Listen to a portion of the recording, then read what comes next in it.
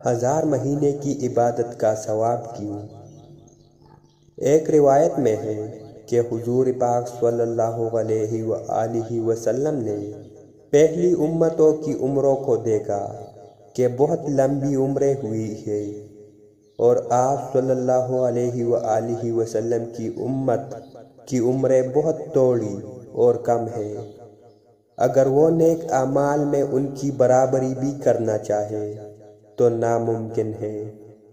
اس پر حضور پاک صلی اللہ علیہ وآلہ وسلم کو بہت رنج و افسوس ہوا۔ اس کی تلافی کے لیے اللہ تعالیٰ نے یہ رات شب قدر کا نزول فرمایا۔ دوسری روایت میں ہے کہ حضور اکرم صلی اللہ علیہ وآلہ وسلم نے بنی اسرائیل کے ایک شخص کا ذکر فرمایا کہ وہ 1000 مہینے تک اللہ کے راستے میں جہاد کرتا رہا۔